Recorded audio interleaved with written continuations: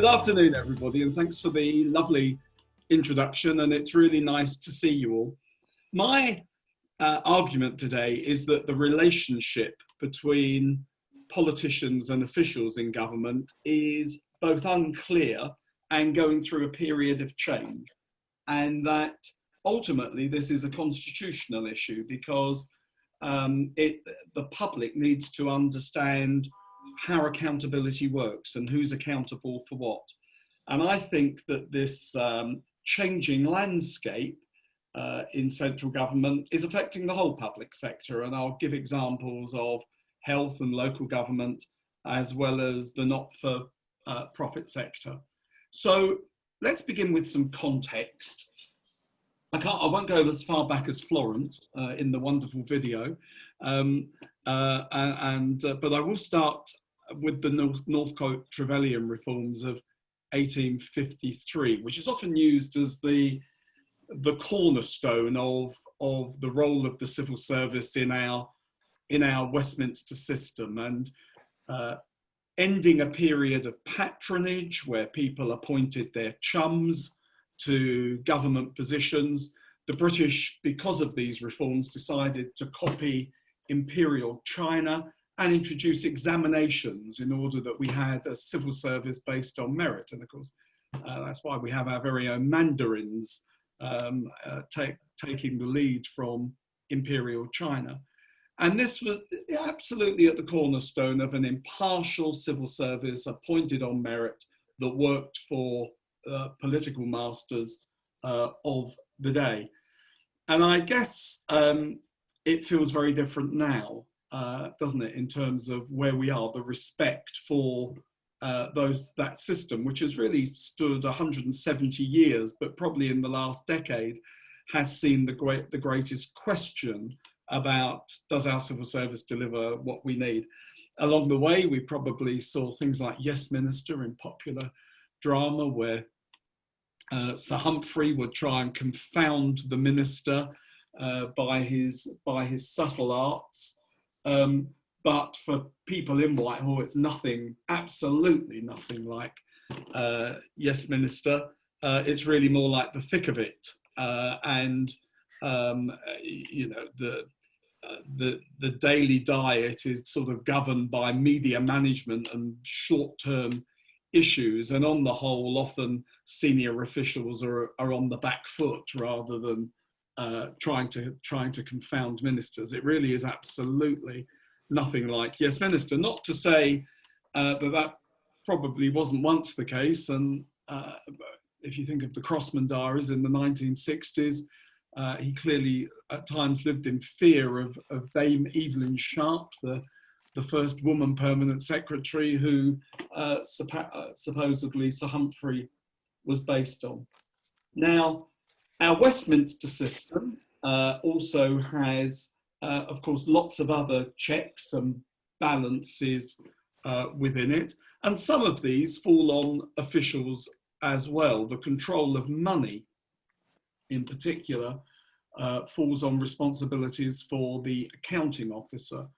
And you can really sort of trace this back to Parliament voting the supply to the king and wanting to hold somebody accountable for what happened with that money. And of course, that system of Parliament voting money to the king was copied in the American Constitution with the House of Representatives, the House of Commons voting money to the president. And we see many variations of the way that officials have a role in Parliament being able to hold the executive to account for money. And in our system, we have accounting officers who report to Parliament on the uses of resources, as well as the independence of the Controller and Auditor General and the National Audit Office. And so this system has stood in place for a long time.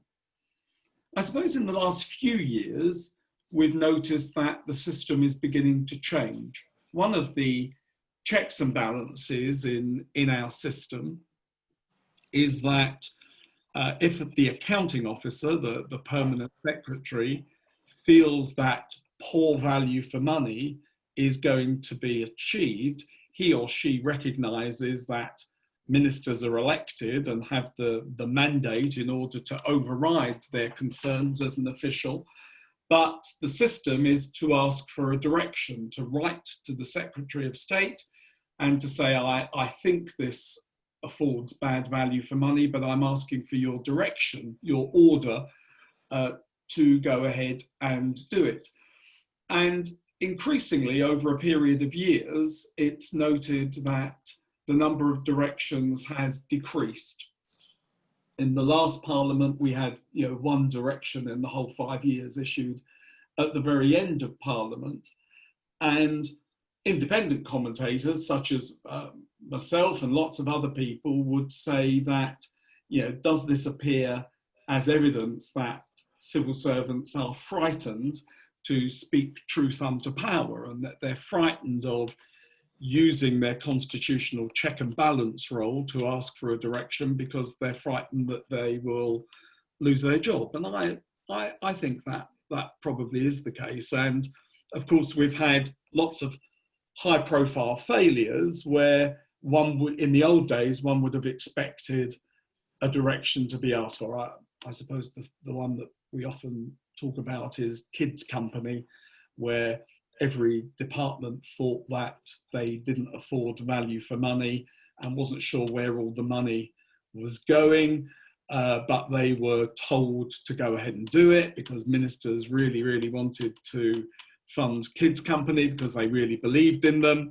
But civil servants should have asked for a direction rather than passively let their concerns be overridden. Our system is that we should ask for a direction. And of course, asking for a direction may lead to a better decision because it's public, the direction process is transparent, and therefore what may be pushed through without transparency will be less likely to happen with the transparency of a direction. One of the other things that's begun to change in the last few years, and I'm going to mention a number of changes and then pull this together into a thread. One of the things, of course, that's also changed is appointments. So we have an independent civil service commission, which ensures that people are above the bar in order to be appointed to our most senior jobs. Now, not terrible changes here, but over a period of time, it has changed incrementally. When I was fortunate enough to work at the Home Office, and when my name went forward to the Prime Minister to be appointed, it was a recommendation of the Secretary of State of my department, as well as the Civil Service Commissioner. Over time, that changed in order that anybody above the line could be chosen by the Prime Minister, not necessarily the candidate that the Permanent Secretary or Secretary of State or the Civil Service Commissioner was recommending as the best. And again, this isn't terrible on its own, but along with a number of other subtle changes that have happened, are we now at the point where some of those Northcott-Trevelyan principles that the civil service is independent and apolitical and appointed on merit, is that changing? Are we heading more to a system where the administration wants to choose its people to run departments and operate in senior roles? And rather like in America, everybody on the Hill can change when the president changes. Is that happening here? Are we beginning to see the seeds of that system happening here? Using Dido Harding as an example, I think she's outstanding, and I've had the pleasure of meeting her, and so this is nothing ad hominem about her qualities, but she isn't an independent civil servant. She is a Conservative peer, and the government of the day appear to have appointed her without normal process into into an executive role, what feels like an executive role. Now we're in the midst of a crisis. Maybe it's a one-off, and maybe we will resort to more normal procedures when this is over, or is this going to be the new norm, and we're again seeing subtle changes to the way that appointments are taking place at our most senior level, and so that over a period of time our constitution is changing. And my argument would be, if these changes are going to happen and we're going to have more political appointments in order to reflect the political hue of the day, I think that ought to be done transparently and deliberately, rather than happening over a series of small nuanced changes.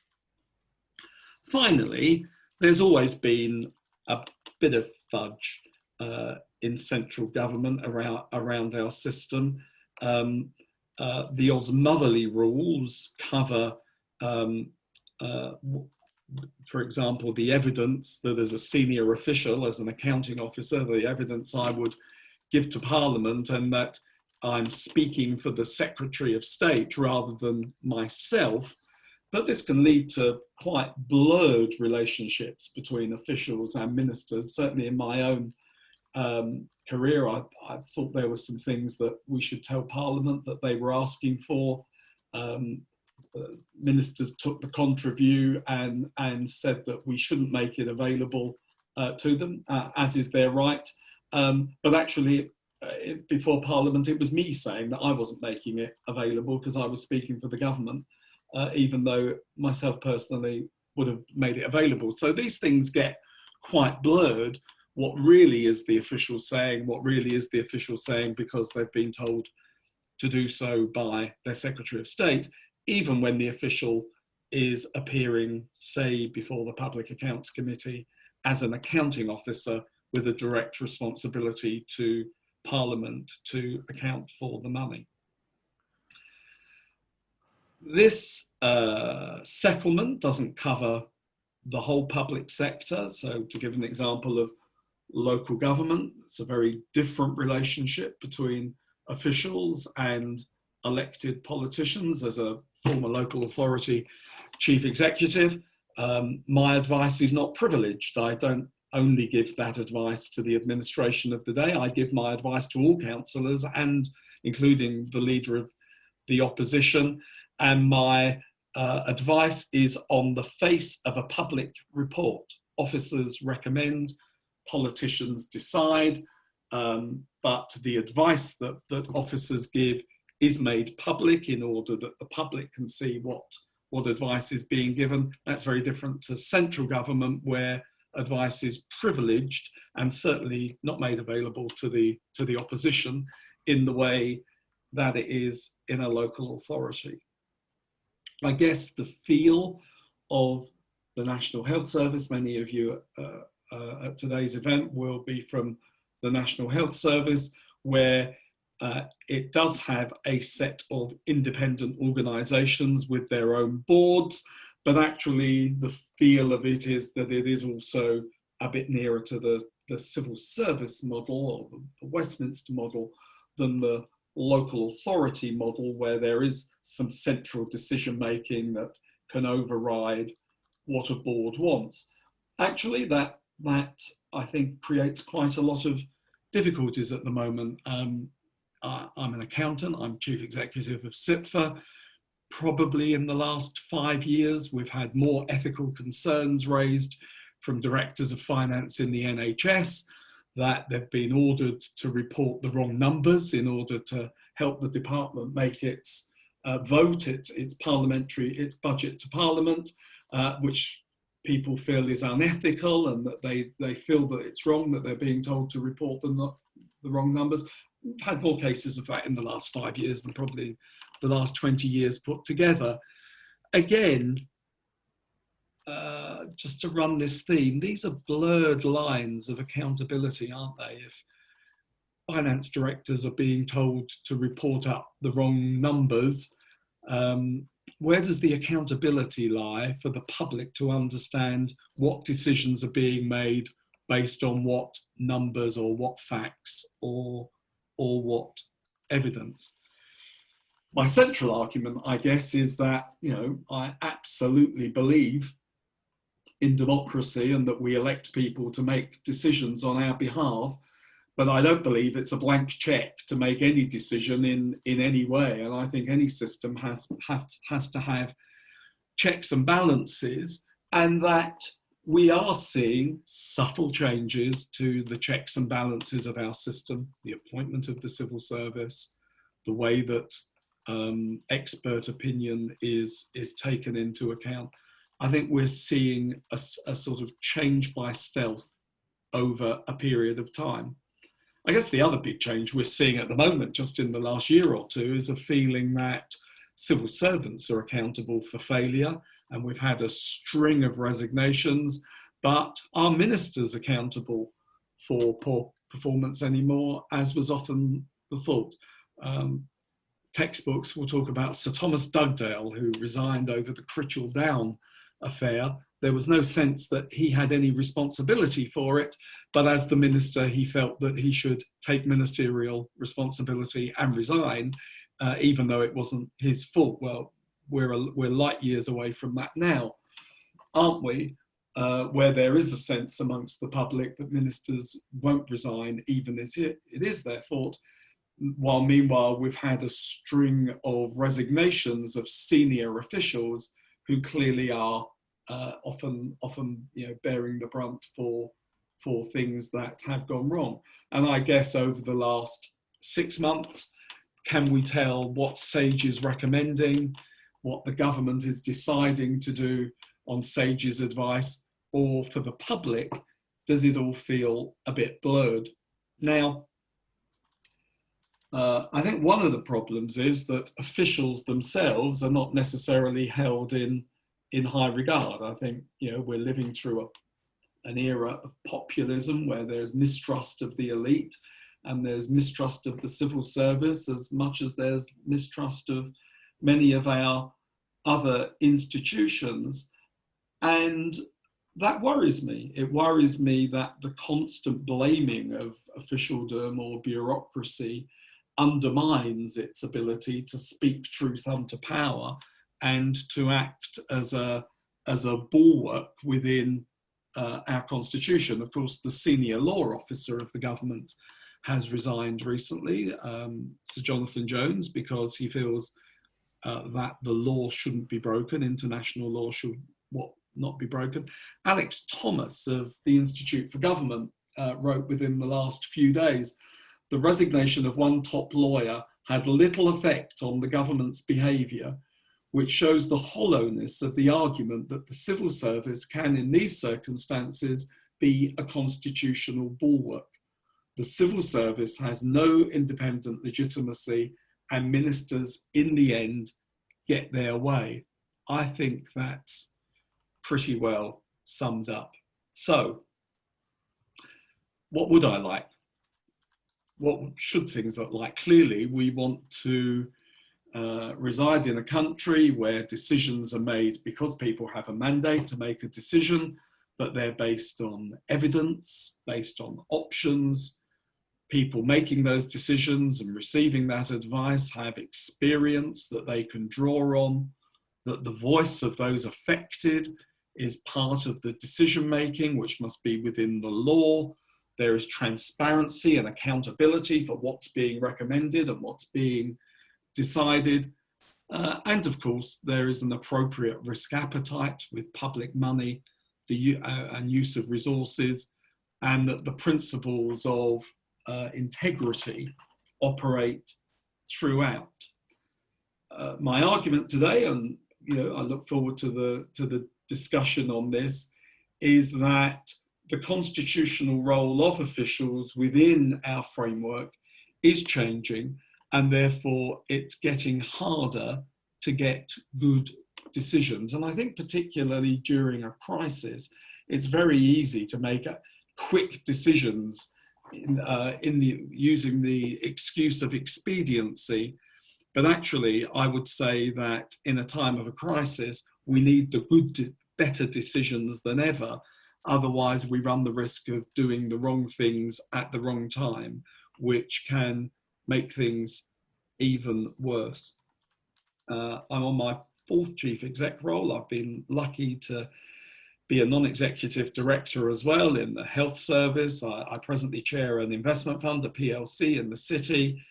And I think the older I've got, I've realized that it's all about good governance, having different opinions and contrary views and resolving them through an appropriate way, and that nobody should have a blank check just to be able to do what they want.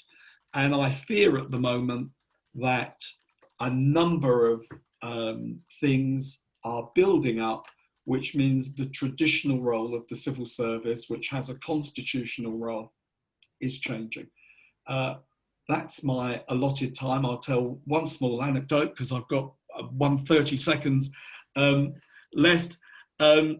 And I draw two comparisons from abroad. I mean, one, I do think New Zealand is a good example to look at, folks. If any of you go to Wellington, you'll see that ministers reside together in one building, the Beehive, next to the Parliament building. Their job is to make joined up policy. They don't reside in their departments. The departments are run by chief executives on public performance contracts, which are independently assessed by an independent commission. I think that with the changes that are taking place, we're going to have to fundamentally consider, do we need a new settlement for our civil service? Thanks very much, Nadine.